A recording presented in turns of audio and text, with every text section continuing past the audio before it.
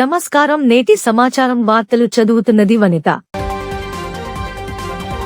స్వల్పకాలం మరలా ఇక్కడ మైలవరం ఇన్స్పెక్టర్ గా రావడం జరిగింది పూర్తి స్థాయిలో. ఈ యొక్క పత్రికా సమావేశం యొక్క ముఖ్య ఉద్దేశం ఏంటంటే, మొదటిగా అసలు ఇక్కడ మీడియా అనేది వెరీ ఇంపార్టెంట్ రోల్ సొసైటీలో, పోలీసు వ్యవస్థలలో ముఖ్యమైన విభాగంలో మీరంతా చేస్తున్నందుకు మొదటిగా మీకు కూడా ధన్యవాదాలు తెలియజేస్తూ, పోలీసు వ్యవస్థ ఎంత పనిచేసినప్పటికీ కూడా మేము చేసే మంచిని ప్రజల్లోకి తీసుకువెళ్లాలన్నా, మేము చేసే అవగాహన కార్యక్రమాలను మీరు ప్రజల్లో తీసుకువెళ్లాలన్నా, ప్రజలకి ఏదైనా మేము చేరవేయాలన్నా, ఒక మంచి విషయాన్ని చేరవేయాలన్నా అది కేవలం మీ ద్వారా మాత్రమే సాధ్యమవుతుంది. అలాగే సమాజంలో జరిగే విషయాలు కూడా మాకంటే ముందుగా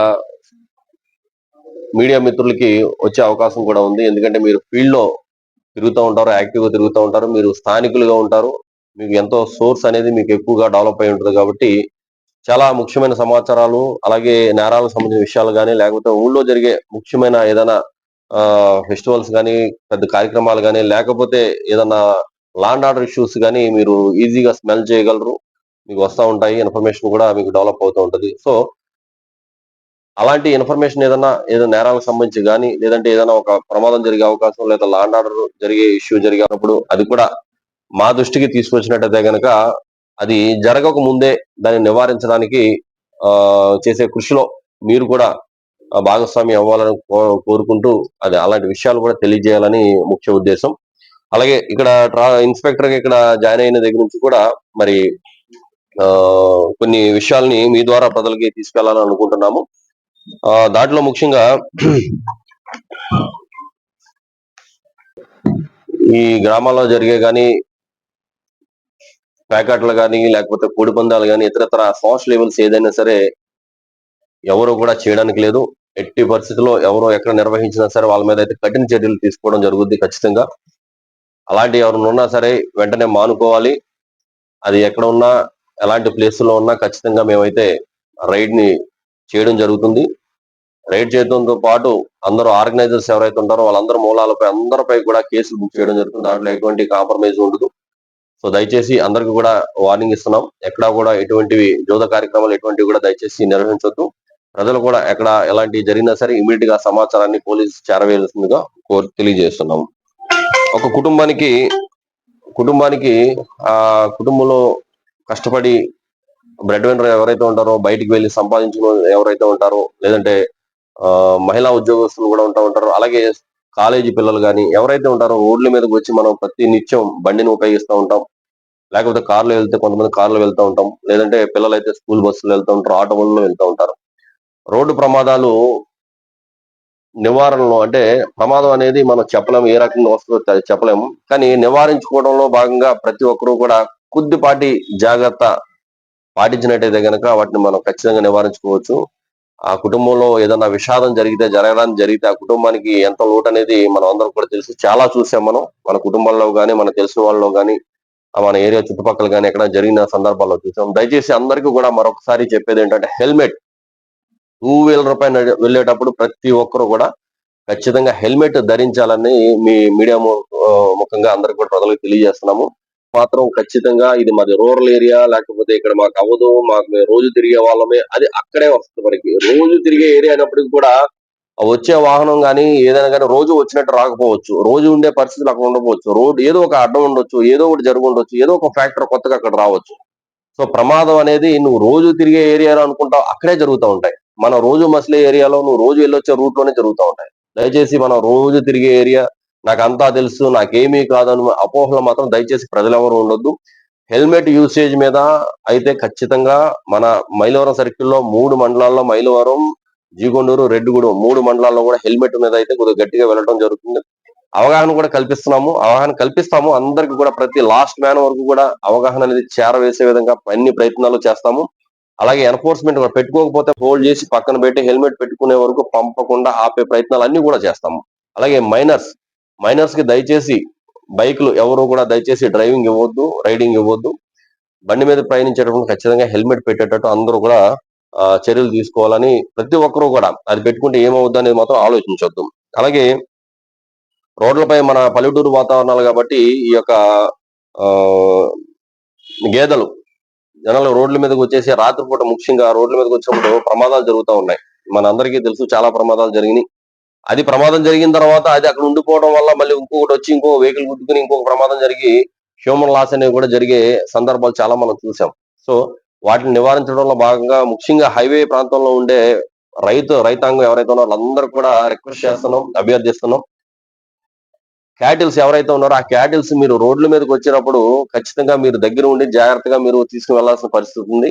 మాక్సిమం రోడ్డు దాటి అవతలకి వెళ్ళే పరిస్థితులు లేకుండా చూసుకోవాలి. ఉన్నట్టు ఖచ్చితంగా మనం వెళ్ళాలనుకుంటే కనుక వాహనాలు రాకపోకలను గమనించి ఎవరు అన్అటెండెడ్ గా ఎవరు అక్కడ లేకుండా మనుషులు లేకుండా రోడ్ల మీద వదిలేసి ఇష్టానుసారం చేస్తే మాత్రం ఖచ్చితంగా వాటి మీద చర్యలు తీసుకుంటాం. ఆ యొక్క క్యాటిల్ యజమానుల పైన చర్యలు తీసుకుంటాము. ఆ క్యాటిల్ కూడా ఆ ఎక్కడన్నా పెట్టించి దానికి కస్టడీకి అప్పగించే ప్రయత్నాలు కూడా మేము ఖచ్చితంగా చేస్తాము. వేరే లైన్ డిపార్ట్మెంట్స్ తో కూడా మాట్లాడడం జరుగుతుంది. అన్అటెండెడ్ అంటే ఎవరు కేర్ లేకుండా రోడ్ల మీద వదిలేసి మాత్రం ఖచ్చితంగా ఈ గేదెలు ఆవులు వ్యవహారాలు మాత్రం ఖచ్చితంగా చేయొద్దని తెలియజేస్తాం. ఎందుకంటే ప్రాణాలు ఎవరైనా ఒకటే. రోడ్లపై ఎంతో మంది హైవే కాబట్టి ఎంతో మంది ఫ్రీగా మనం రోడ్డు ఫ్రీగా ఉందని వెళ్ళిపోతూ ఉంటారు. సడన్ గా గేదెలు రోడ్డు మీదకి వచ్చి లేకపోతే కుమ్ములాడుకుని రోడ్డు మీదకి వచ్చి లేకపోతే ఆ నైట్ పూట ఆ రాత్రి పూట ఆ డార్క్ గా ఉండటం వల్ల కనపడకు జరిగే ఏదైనా ప్రమాదం జరగడం జరిగితే ఆ కుటుంబం మరి ఏమైపోతుందో ఒకసారి ఆలోచించి దయచేసి రైతాంగం అంతా కూడా ఈ విషయంలో పైగా ప్రతి గ్రామంలో కూడా మేము ఈ రోజు నుంచి మైక్ అనౌన్స్మెంట్ కూడా మొదలు పెడతాము రానున్న రోజుల్లో. అందరికి కూడా సమావేశాలు కూడా చేసి ఏర్పాటు చేసి చెప్పడం జరుగుతుందని తెలియజేస్తున్నాను. అలాగే డ్రంక్ అండ్ డ్రైవ్ లో కూడా ఎవరు డ్రంక్ అండ్ డ్రైవ్ లో దొరికినా వాళ్ళకి జైలు శిక్ష తప్పదు. జైలు శిక్ష కూడా మేము ఏర్పాటు అన్ని చేస్తాము. దానికి జైలు శిక్ష ఉంది. లేదంటే భారీ జరిమానాలు కూడా దాంట్లో పడే అవకాశం ఉంది. డ్రంక్ అండ్ డ్రైవ్ లో చాలా ప్రమాదాలు జరుగుతున్నాయి కాబట్టి డ్రంక్ అండ్ డ్రైవ్ మీద అయితే ఖచ్చితంగా కొద్దిగా కఠినంగా వెళ్ళాలని అనుకుంటున్నాం. అలాగే ఏది ఉన్నా సరే మీ మీడియా సోదరులందరూ కూడా ప్రింట్ అండ్ ఎలక్ట్రానిక్ మీడియా సోదరులందరూ కూడా మా దృష్టికి ముఖ్యంగా ఎస్ఐఎస్ అందుబాటులో ఉండే ఎస్ఐఎస్ కానీ లేదంటే ఇమీడియట్ గా నేను కానీ అధికారులకు కానీ ఎవరికైనా సరే ఎవరో ఒకరి దృష్టికి తీసుకొని వచ్చినట్టయితే ఖచ్చితంగా దాని మీద చర్యలు తీసుకోవడానికి దాని మీద స్టెప్స్ తీసుకోవడానికి మేము ముందు ఉంటామని చెప్పి తెలియజేస్తున్నాము. సమన్వయంతో మీడియా అండ్ పోలీస్ రిలేషన్ తో మంచి రిలేషన్ తో మనం ముందుకెళ్లాలని మనస్ఫూర్తిగా కోరుకుంటూ అందరికి సెలవు తీసుకుంటాను. ఎవరైతే వస్తారో వాళ్ళు 2 వీలర్స్ రోడ్ మీద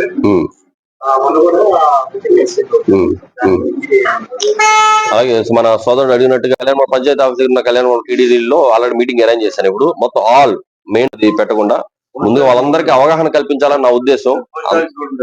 పోస్ట్ ఆఫీస్ రోడ్ ఓకే ఒకసారి మైలవరం ఎస్ఐ గారు చెప్పండి. పోస్ట్ ఆఫీస్ రోడ్ షాప్స్ కూడా నోట్ చేయమని చెప్పండి. ఇప్పుడు అన్ని షాప్స్ అన్ని కూడా లిస్ట్ అవుట్ చేస్తున్నాను. ఓనర్ ఎవరు, షాప్ ఏంటి, ఆ నెంబర్ ఏంటి. అలాగే ఛాంబర్ ఆఫ్ కామర్స్ కూడా ఇప్పుడే ఇంటిమేట్ చేయడం జరిగింది మార్నింగ్. అలాగే ఆటో యూనియన్స్ కూడా చెప్తున్నాము. వాళ్ళందరినీ కూడా ఇన్వాల్వ్ చేసి ముందు అవగాహన కల్పించాలని మా ఉద్దేశం. ముందు తెలియాలి ఎవరికైనా సరే. ముందు ఎవరో ఒకరు చెప్పాలి ఇది కాదు, ఇది కరెక్ట్ కాదు, ఇలా చేద్దాము అని చెప్పాలి. మీ దగ్గర నుంచి కూడా సహకారం కావాలి, ప్రజల నుంచి కూడా సహకారం కావాలి. అలాగే షాప్స్ వ్యాపారాలు ఎవరు మనం పాడు చేయకూడదు. వ్యాపారాలు అందరూ చేసుకోవాలి, బాగుండాలి. At the same time regular traffic ఏదైతే ఉందో ట్రాఫిక్ కి మనం ఇబ్బంది కలిగించకూడదు. ఇన్కన్వీనియన్స్ రెగ్యులర్ కమ్యూటర్స్ ఎవరు ఉంటారో మిగతా వాళ్ళు ఎవరైతే ఉంటారో వాళ్ళకి మనం ఇబ్బంది కలిగించకూడదు. వాళ్ళు పట్టించుకోకపోవడం వల్ల ప్రమాదాలు జరిగే అవకాశం మనం ఎక్కడ కూడా తావు ఇవ్వకూడదు అనే ఉద్దేశంతో ఫస్ట్ నిన్నే ఇది ప్లాన్ చేసి ఆల్రెడీ మధ్యాహ్నం మీటింగ్ పెట్టాను. ఆల్రెడీ ఏర్పాట్లు చేస్తున్నారు. మీడియా మిత్రులందరూ కూడా అక్కడ 2 గంటలకు కూడా అక్కడికి రావాలని చెప్పి కోరుతున్నాను. తెలియదేం కాదు.